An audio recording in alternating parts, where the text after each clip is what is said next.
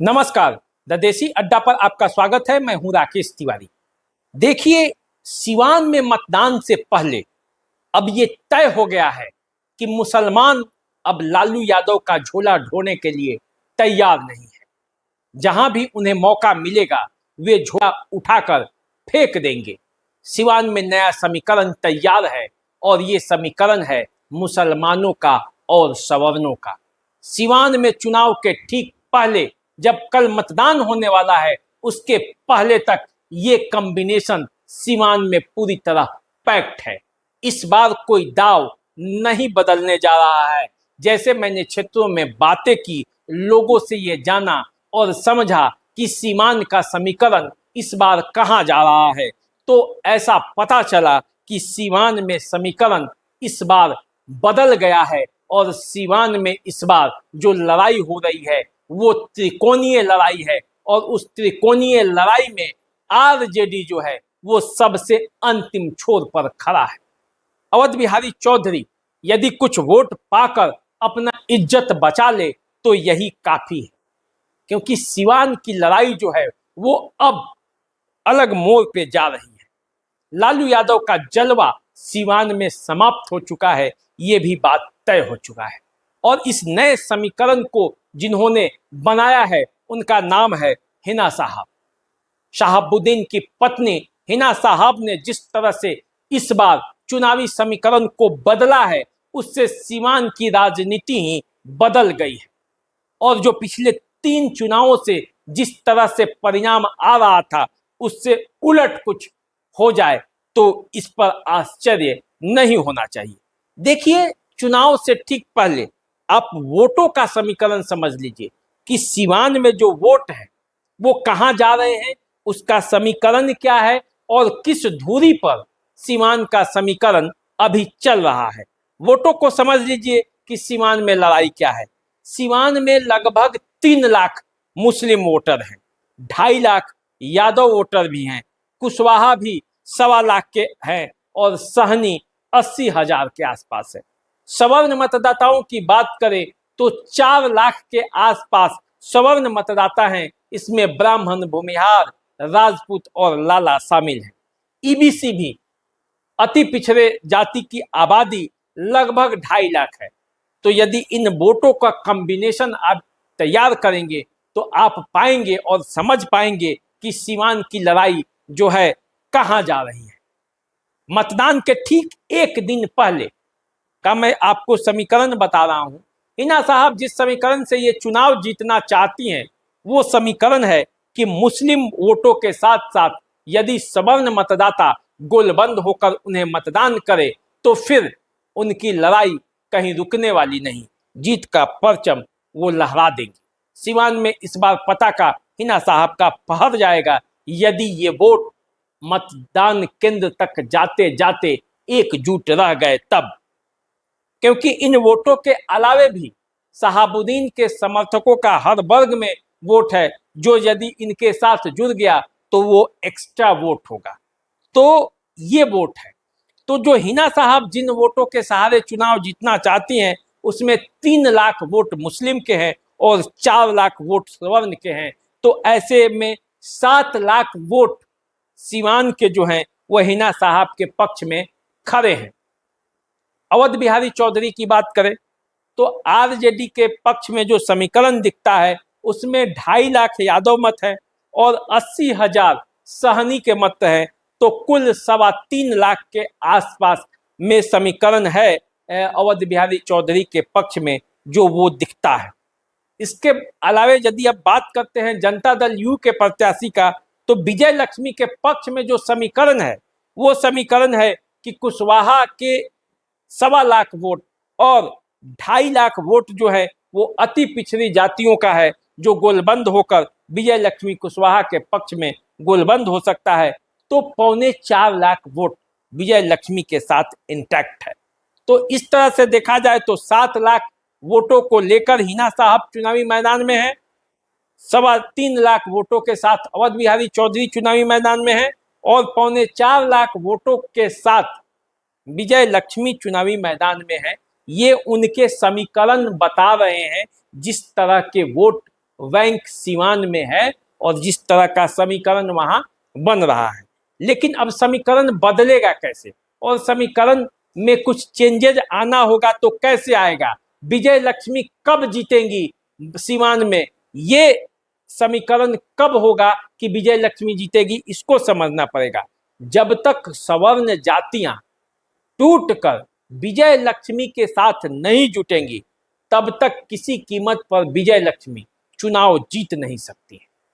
और इस बार इसका अंदेशा कम लग रहा है, क्योंकि इस बार लड़ाई वो है नहीं कि हिंदू मुस्लिम के नाम पर सीवान की लड़ाई चली जाए। हालांकि उसे बनाने का प्रयास किया जा रहा है, लेकिन सीवान में इस बार की लड़ाई पलटी हुई है और जो मत है सवर्णों के वे पलटते हुए नहीं दिख रहे हैं।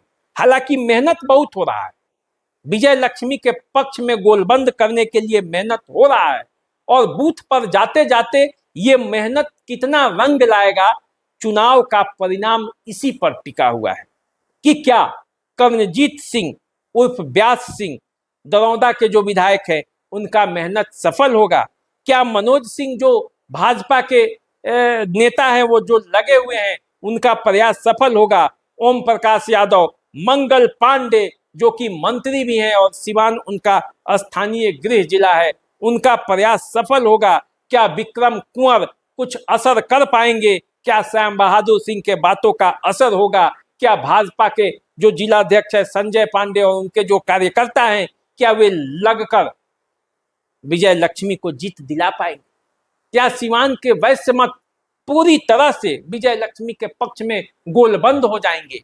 यदि ऐसा होता है तब विजय लक्ष्मी के पक्ष में चुनावी समीकरण बन सकता है।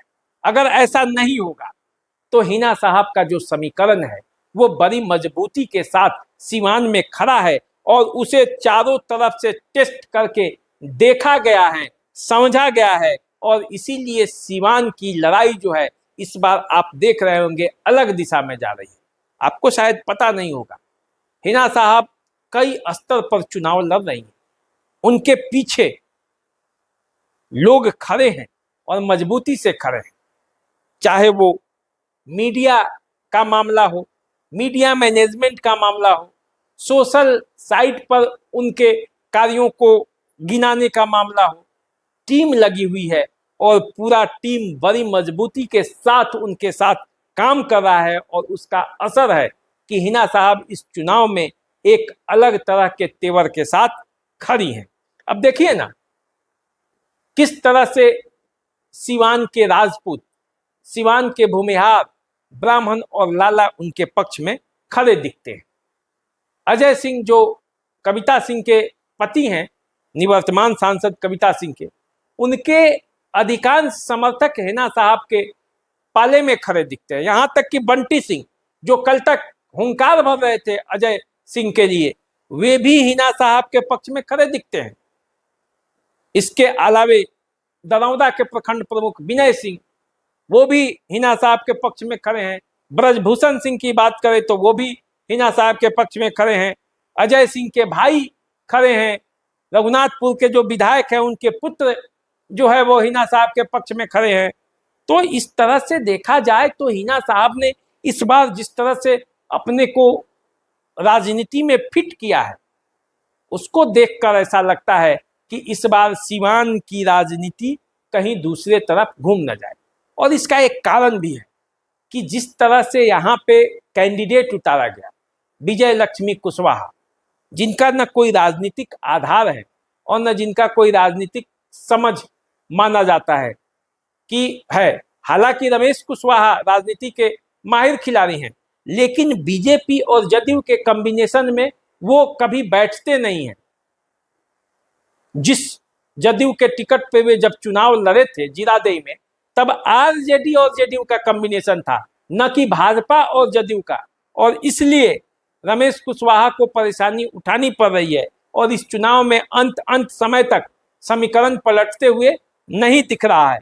लेकिन आज की रात अभी बाकी है और आज के रात में क्या होगा और रात के बाद जब कल मतदाता बूथों पर पहुंचेंगे तब क्या होगा, पूरा समीकरण यहीं पे टिका हुआ है कि कल जब मतदाता मतदान करने अपने केंद्र पर जाएंगे तब क्या सोचकर मतदान करेंगे, इसी पर सीवान की पूरी राजनीति टिकी हुई है। और तब पता चलेगा कि सीवान की असली लड़ाई कहां पे है। वैसे लेसी सिंह जमी हुई है सीवान में वे जिताना चाहती हैं विजय लक्ष्मी कुशवाहा को। मंगल पांडे का भी पूरा ध्यान है। रणधीर सिंह जो कि प्रभुनाथ सिंह के पुत्र हैं, वो भी चुनावी मैदान में सीवान में विजय लक्ष्मी कुशवाहा के लिए मेहनत कर रहे हैं। पप्पू पांडे जो कि गोपालगंज के बड़े नेता हैं जदयू के, वे भी आकर अपने स्वजातीय मतों के अलावे अन्य मतों पर भी अपना दाव आजमाया है और मोदी जी को केंद्र में सरकार बनाने के लिए अपील की है कि लोग विजय लक्ष्मी कुशवाहा के पक्ष में मतदान करें। प्रधानमंत्री नरेंद्र मोदी की भी सभा हो चुकी है। विजय लक्ष्मी कुशवाहा को उस सभा से बताया गया था कि प्रधानमंत्री नरेंद्र मोदी को यदि केंद्र में प्रधानमंत्री बनाना है तो विजय लक्ष्मी कुशवाहा को जिताना पड़ेगा। और इस नारे के साथ सीवान की लड़ाई जो है वो आगे बढ़ रही है। तो कल जब मतदाता मतदान केंद्र पर पहुंचेंगे और अपने अपने मत का प्रयोग करेंगे, तब देखना पड़ेगा कि सीवान का जो समीकरण है वो समीकरण कहां जाता है और क्या हिना साहब के पक्ष में जो अब तक गोलबंदी दिख रही है, जो हवा दिख रहा है, वो मतदान केंद्रों तक दिखेगा। अगर ऐसा हुआ तो आप यकीन मानिए कि सीवान में राजनीति इस बार बदल जाएगी। वरना जो पिछले 3 चुनावों का इतिहास रहा है वो इतिहास फिर से दोहराया जा सकता है। तो क्या होगा ये पता चलेगा जब कल मतदान हो जाएगा और उसके बाद 4 जून को वोटों की गिनती के बाद रिजल्ट सामने आएगा। तो आप इंतजार कीजिए, हम इस पर जो भी अपडेट होगा वो लेकर आपके सामने आएंगे और बताएंगे कि सीवान का समीकरण क्या कह रहा है। अभी दीजिए इजाजत, नमस्कार।